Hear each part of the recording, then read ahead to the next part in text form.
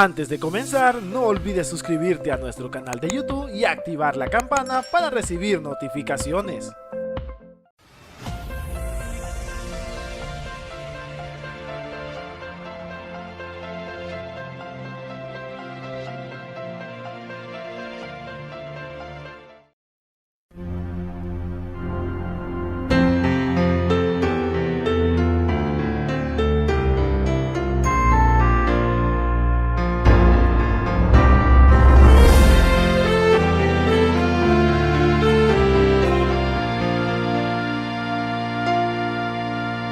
Andaba yo en un barco sin puerto al cual llegar. De repente vino la tempestad e iba a naufragar. Los vientos arreciaban cada vez más y más. Mi alma se angustiaba en medio de la tempestad. Hice todos los esfuerzos que un humano puede hacer.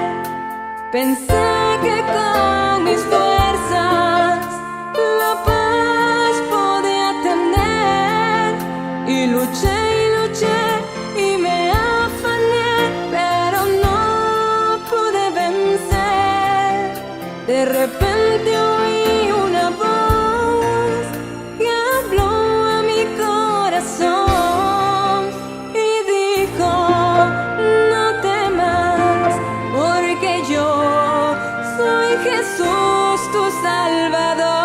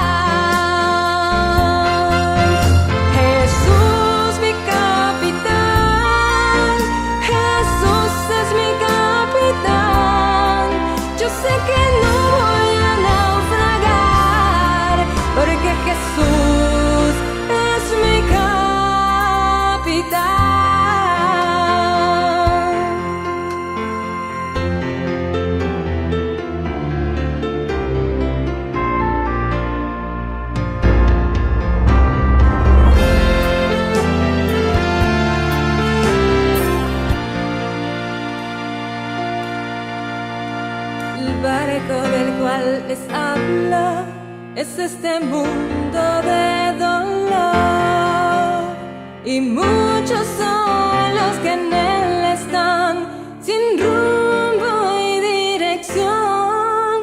Marchemos pues con Jesús, Él es nuestro Salvador. Murió por ti, murió por mí, y yo sé que muy pronto le veré. Jesús mi capitán, Jesús es mi capitán. Yo sé que no voy a naufragar, porque Jesús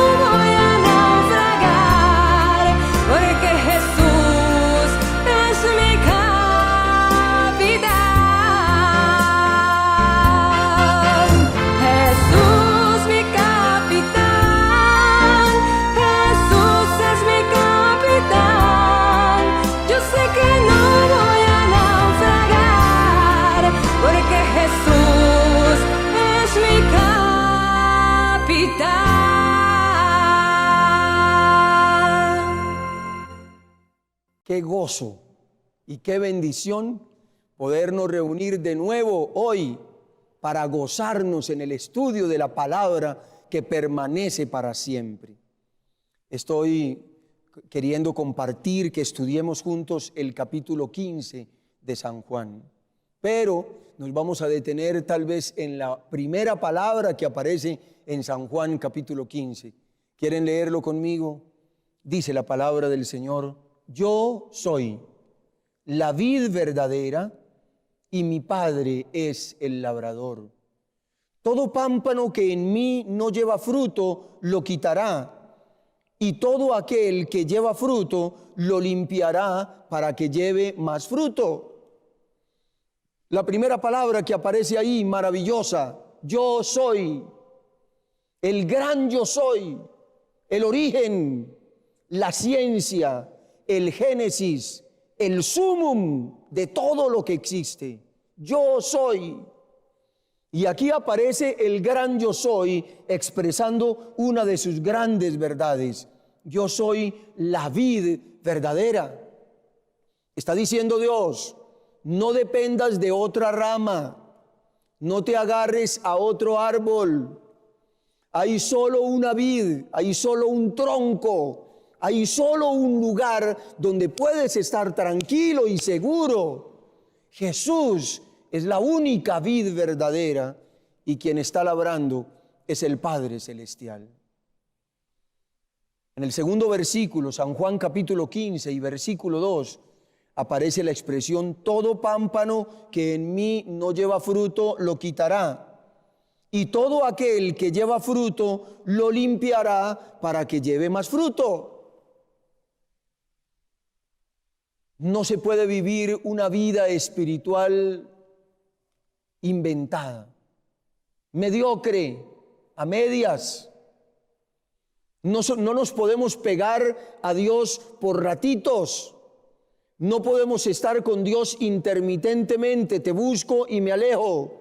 Acepto tu voluntad, pero voy a hacer lo que me agrada. No podemos vivir de esa manera.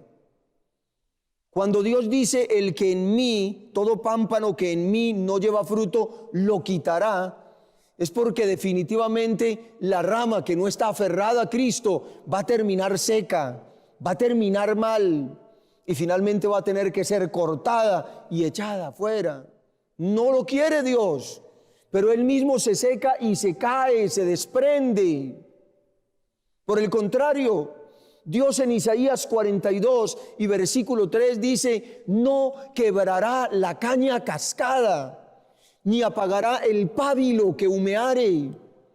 Está diciendo que aquella ramita que se dobló, que se quebró, que se está secando, que está amarilla, que parece no tener vida, en vez de arrancarla, Dios quiere colocarle otra, un palito, un arbolito, una rama que le sostenga y alimentarlo y mover la tierra y echarle agua para que reviva, para que florezca.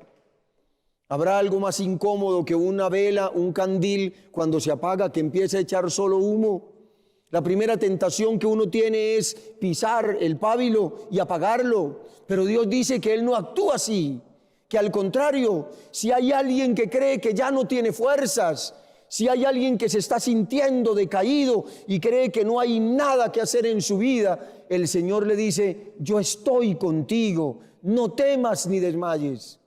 O como lo expresa de manera gloriosa Isaías 41:10, no temas porque yo estoy contigo, no desmayes porque yo soy tu Dios, quien te esfuerzo, siempre te ayudaré, siempre te sustentaré con la diestra de mi justicia. Así que finalmente una persona terminará lejos de Dios porque escogió vivir lejos de Dios, pero no porque Dios lo quiera. Pero la segunda parte del versículo me parece hermosa. San Juan 15:2. Y todo aquel que lleva fruto lo limpiará para que lleve más fruto. Y la pregunta es: ¿cómo nos limpiará? Y el versículo 3 contesta esa pregunta. Dice San Juan 15:3: ya vosotros estáis limpios por la palabra que os he hablado. La palabra limpia, la palabra purifica. La palabra de Dios es viva y eficaz y más penetrante que una espada de dos filos, y se mete hasta las coyunturas, los tuétanos, discierne los pensamientos y las intenciones del corazón. La palabra del Señor dice en el Salmo 119, versículo 9, ¿con qué limpiará el joven su camino? Con guardar tu palabra. La palabra del Señor purifica. O como lo dice el Salmo 19, la ley de Jehová es perfecta, que convierte el alma. El testimonio de Jehová es fiel, que hace sabio al pequeño.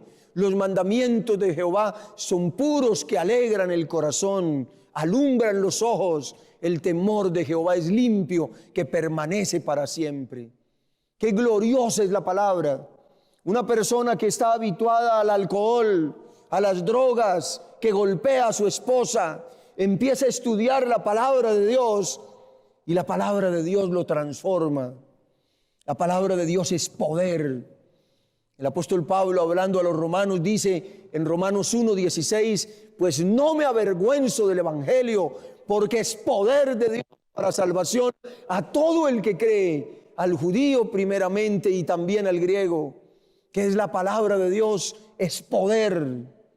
Haríamos bien en pasar siquiera una hora cada día estudiando la palabra de Dios, meditando, orando. Entonces esa palabra limpiaría mi vida, esa palabra transformaría mi vida, esa palabra haría maravillas en nuestro corazón. Qué glorioso que el Señor se interesa tanto en usted y en mí, que a través de su palabra dice, todo aquel que lleva fruto lo limpiará para que lleve más fruto. A Dios no le sirve una entrega a medias. A Dios no le conviene que pudiendo usted y yo producir 100, 80, estemos produciendo 30. Dios quiere que demos fruto, que se produzca fruto para la gloria de su nombre. Y aquí viene una ilustración maravillosa en la palabra del Señor. En el libro Primera de Reyes, el capítulo 3, aparece el rey Salomón con toda la sabiduría que Dios le había dado. Y el rey Salomón tiene que tomar una decisión. Dos madres han venido con un niño para pelear, diciendo las dos que el niño es de ellas. El niño es mío, el niño es mío. El niño de ella se murió, el niño es el mío, el vivo me pertenece. Y el rey no conoce los corazones ni sabe quién está diciendo la verdad. Pero un hombre que dependía de Dios empezó a buscar al Señor y a pedirle al Señor la gracia y la sabiduría para tomar esta serie de decisiones. Y aquí la palabra del Señor dice, y mandó que le trajesen una espada. Y entonces dijo, pásenme el niño, lo vamos a partir por el medio y le vamos a entregar medio a una madre y medio a la otra. ¿Cómo puede ser posible que una madre pueda decir, sí, pártanlo por la mitad? Está bien que me den la mitad a mí. ¿Te conformas con medio niño? ¿Estarías tranquilo y conforme con que te den la mitad? Ya sabemos que la otra madre expresó con el dolor de su corazón, no lo maten, entréguenselo a ella, denle el niño, es de ella, entréguenle el niño vivo. Y entonces el rey Salomón ya supo quién era la verdadera madre. La otra era una mentirosa, una inventadora, pero esta era la verdadera madre, entréguenselo. Y se fue la madre feliz con su niño. ¿Será posible que algunos de nosotros querramos tener vidas a medias? ¿Nos conformemos con medio bebé? ¿Será posible que le estamos prestando a Dios un servicio con la mitad de mi corazón, con la mitad de mis fuerzas? ¿Será posible que no permanecemos en Dios, sino que el sábado le servimos a Dios hasta el mediodía y el otro mediodía lo dedicamos para otra cosa? ¿Será posible que alguno de nosotros esté devolviéndole a Dios solo una parte de lo que le pertenece a Dios? Medio niño es un niño muerto. Medio niño no sirve. Media vida espiritual no tiene sentido, no tiene significado. Dios no se ha agradado con el servicio o la ofrenda, con lo que le dedico a Él muchas veces, porque simplemente le estoy prestando a Dios no la totalidad de mi ser. Y Él me pide: amarás al Señor tu Dios con todo tu corazón, con todas tus fuerzas, con toda tu alma, con toda tu mente.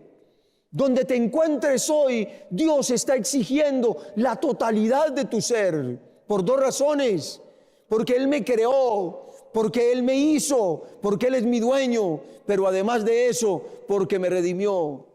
Extendió sus manos en una cruz y gritó mi nombre. Se dejó clavar terribles clavos en sus manos benditas para que usted y yo podamos obtener salvación y vida eterna. ¿Cómo no amar a alguien así? ¿Cómo no entregarle todo a alguien que me amó tanto, que deja el cielo para venir a morir por mí? El Señor exige todo y lo mejor es entregarle todo. ¿Recuerdan ese niño que vino a escuchar la palabra del Señor y de pronto le dijeron: el Señor tiene hambre? Y entonces le pidieron: ¿quieres darle algo de lo que tú tienes a Jesús? Y él tenía en su mano dos cosas por entregar, unos panes y unos peces. 5 panes, ¿cuánto entregó? La totalidad, entregó los 5 panes. 2 peces, ¿cuánto entregó? La totalidad de sus peces, lo dio todo. ¿Y cuál fue la bendición que recibió? Yo quiero imaginar a ese niño llegando a la casa con 2 canastas llenas de pan y de pescado, y la gente asombrada diciendo: ¿qué pasó? ¿De dónde trajiste? Y la respuesta del niño: yo simplemente le entregué todo a Dios, y Dios hizo por mí esta bendición y esta maravilla. No hay nadie que se haya acercado a Dios para entregarle todo que no salga doblemente bendecido. Los apóstoles preguntaron a Cristo: y nosotros que hemos dejado todo para seguirte, ¿qué tendremos? Y la respuesta de Dios en Mateo 19:29 dice: y todo aquel que está dispuesto a dejar casas, hermanos, padre, madre, hijos o tierras por mi nombre, recibirá 100 veces más y heredará la vida eterna. 100 veces más. No el doble, no el triple, no 5 veces, no 10 veces, 100 veces más y heredará la vida eterna. Una entrega diaria, total, trae como resultado la vida eterna. Alabado sea Dios. Aparece Dios ahora de nuevo diciendo en Juan capítulo 15: permaneced en mí y yo en vosotros. Como el pámpano no puede llevar fruto por sí mismo si no permanece en la vid, así vosotros si no permanecéis en mí. Este asunto de la producción es un asunto de amistad con Dios. Permanezca en mí y yo permaneceré en vosotros. Y si haces eso, si estableces una relación cercana conmigo, yo haré que lleves mucho fruto. ¿Te das cuenta que el fruto no depende ni de usted ni de mí? No depende de ninguno. El fruto es un resultado de la conexión con Dios. ¿O tú has escuchado alguna vez a una rama haciendo fuerza, quejándose, pujando, apretándose fuertemente para que le salga alguna frutica? ¿Cierto que no? ¿Produce risa eso? No necesita esforzarse. Todo lo que necesita es estar afianzada, pegada, y la savia que corre a través del tronco y llega hasta las hojas, las ramas, empieza a alimentar. Y la naturaleza llega a ser como la naturaleza de quien estoy aferrado. Me gusta esa expresión, naturaleza, porque la palabra del Señor me dice que Dios quiere hacer muchos cambios en mi vida, pero quisiera mencionar 3 versículos hoy en la palabra del Señor. El primero de ellos se encuentra en 1 Corintios, capítulo 2 y versículo 16. Primera de Corintios 2:16. ¿Quién conoció la mente del Señor? ¿Quién lo instruirá? Pues bien, nosotros tenemos la mente de Cristo. Parece atrevida esa expresión de Pablo a los corintios, que nosotros tenemos que la mente, el pensamiento, las ideas, la agenda, el plan de Dios. ¿Se imagina qué diferente, qué gloriosa, qué poderosa, qué arrasadora sería nuestra vida si tuviésemos la mente de Cristo? Deseado de todas las gentes, hablando de Jesús, dice que se levantaba en la mañana no para hacer agenda, no hacía agenda para sí mismo, buscaba a Dios de rodillas y día tras día el Padre se lo revelaba. Dios no quiere trabajar contigo en relación con lo que va a pasar pasado mañana, ni un año, ni 5 años. Quiere revelarte cada día cuál es su voluntad para ti. Pero usted y yo necesitamos entender lo que significa permanecer, insistir, quedarnos en Cristo Jesús. Lleva mucho fruto. Segundo texto. La palabra del Señor dice en 2 de Pedro 1:3. Que por medio de sus promesas nosotros llegamos a ser participantes de la naturaleza divina. ¡Qué expresión poderosísima! Porque es que no es un cambio de pensamiento, no es un cambio de actos, no es un cambio de palabras, no es un cambio de mirada, es ser participantes de la naturaleza divina. Es llegar a tener una naturaleza semejante a la de Adán cuando fue creado, la imagen y la semejanza de Dios. ¿Te imaginas llegar a pensar como Dios piensa, amar como Dios ama, depender como Jesús dependió, servir como Jesús sirvió, orar como Dios oró, gozarnos como Dios se gozó? Eso será maravilloso.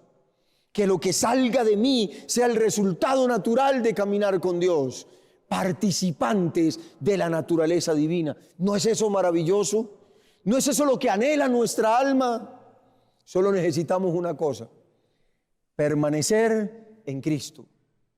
Qué fácil, qué astuto es el enemigo para alejarnos. Pasamos por un determinado lugar y están presentando algo en algún video y ya me puedo quedar viendo. Oye, eso está interesante, ahí nos gastamos la media hora. Y a la noche siguiente, oye, lo que vi ayer quedó como en continuará. Mañana lo vuelvo a aprender para seguirlo viendo. Y en pocos instantes ya estamos separados de Dios. El enemigo nos enreda con negocios, con asuntos. Hay gente que se pone a probar algo que no debería probar y al rato es esclavo. Satanás quiere arrancar la rama de la vid verdadera, pero Jesucristo todavía se especializa en injertos. Qué bonito que yo pueda arrancar una rama de un árbol de naranjo agrio, ácido, amargo, y lo pueda pegar en una rama de naranjo dulce, y si pega bien y empieza a absorber, un día esa rama de naranjo agrio termina dando naranjas dulces. Dios quiere hacer un cambio en la naturaleza, que de nosotros salga voluntariamente el servicio, voluntariamente el amor, voluntariamente la entrega. Qué glorioso es el Señor. Y el tercer texto se encuentra en 1 de Juan capítulo 3 y versículo 2. Dice la palabra del Señor: amados, ya somos hijos de Dios, pero aún no se ha manifestado lo que hemos de ser, pero sabemos que cuando Él se manifieste, seremos semejantes a Él, porque lo veremos tal como Él es. ¡Qué maravilloso! Si pasáramos más tiempo contemplando a Dios, viéndolo tal como Él es, estudiando su vida y su carácter, cuán diferentes seríamos. ¡Qué transformación gloriosa habría en nuestra vida al escuchar la palabra de Dios, al deleitarnos en comer el pan del cielo, al deleitarnos en su presencia! ¿Qué era el caminar de Enoc con Dios? Cuando la Biblia dice caminó Enoc con Dios, ¿qué era el caminar de Enoc con Dios? Era una conciencia permanente de la presencia de Dios en su vida. Era una vida de entrega y de oración permanente. Era una dependencia total. Era preguntarle a Dios cada día: Señor, ¿cómo lo harías tú si estuvieses en mi lugar? ¿Cuántos problemas nos evitaríamos? ¿Cuántas familias se reconciliarían? ¿Cuántos trabajos no perderíamos si solo dependiéramos de Dios? Si solo le dijéramos al Señor: Señor, yo quiero ser como tú. Transfórmame, dame una nueva naturaleza para saber responder como tú responderías, para saber actuar, para saber decidir como tú decidirías. Nuestra vida sería completamente transformada, completamente distinta. Y Dios quiere llevarnos a esa experiencia.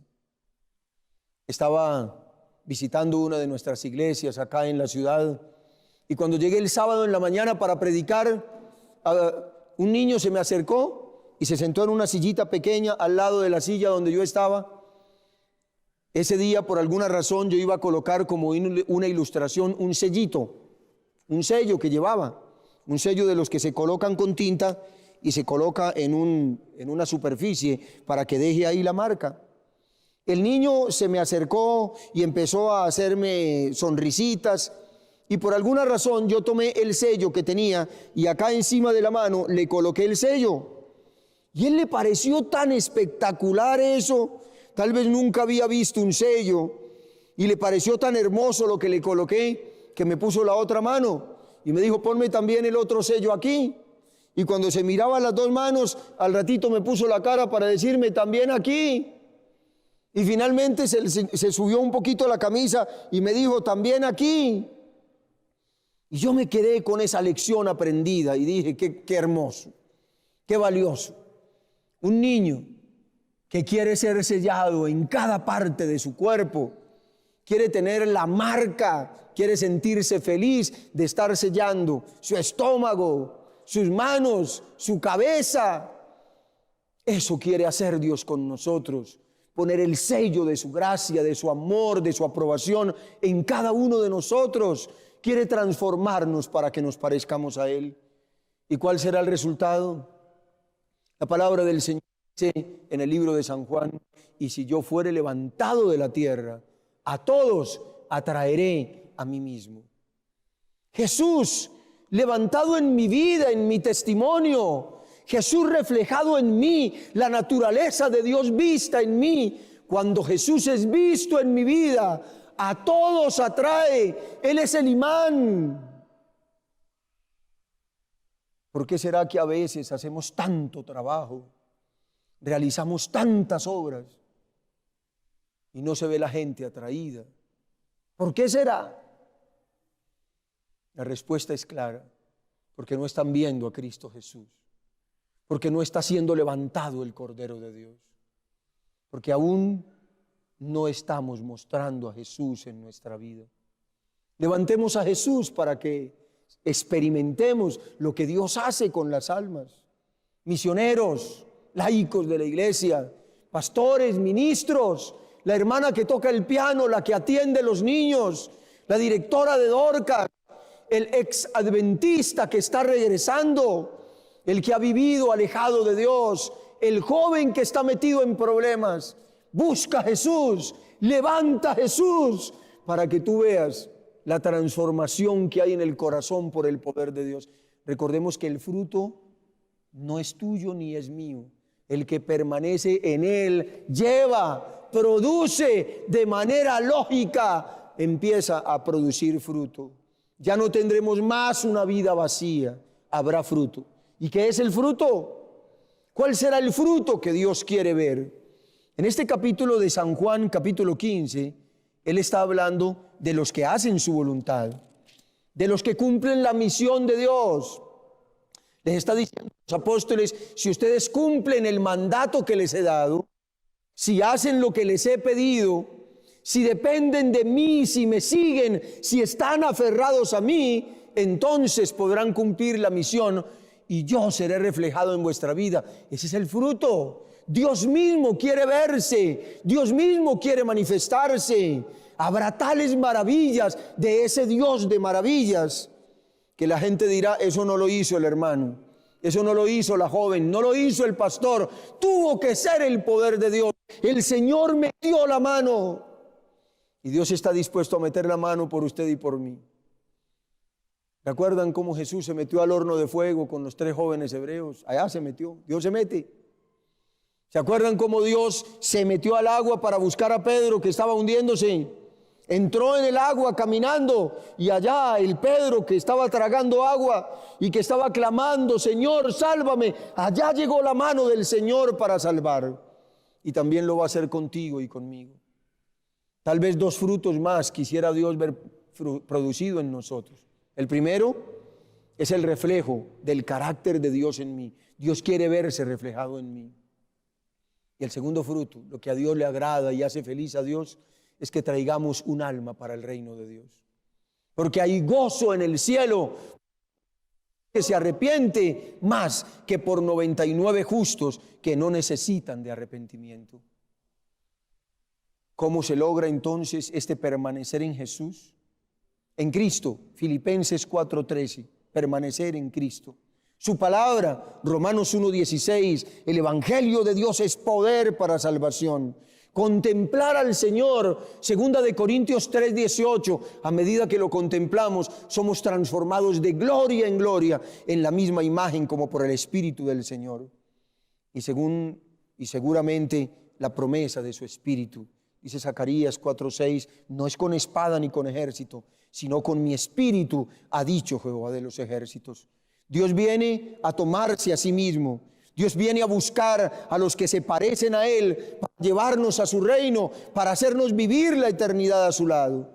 Hagamos una corta oración esta mañana y pidámosle al Señor las plegarias de nuestro corazón. Padre amado, gracias, porque siendo tan diferentes a ti y estando tan alejados, nos invitas a ser parte de la vid verdadera. Enséñame a contemplarte cada día, a entregarlo todo, a estudiar la vida de Jesús. Y cuando yo sea una rama que permanezca, el resultado lógico es mucho fruto.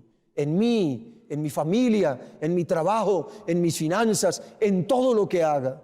Hoy me entrego completamente, me rindo y quiero ser un hombre que produzca fruto para gloria de Dios. Que Cristo sea visto en mi vida y entonces todos serán atraídos a Él. Bendice cada alma que escucha este tema y prepáranos para vivir en tu presencia eternamente. En el nombre todopoderoso de Cristo, mi amante Salvador. Amén. Hemos llegado al final del programa del día de hoy, pero antes de despedirnos, queremos invitarte a seguirnos en todas nuestras redes sociales, compartirlas con todos tus amigos. Recuerda buscarnos como Red Gala Estéreo.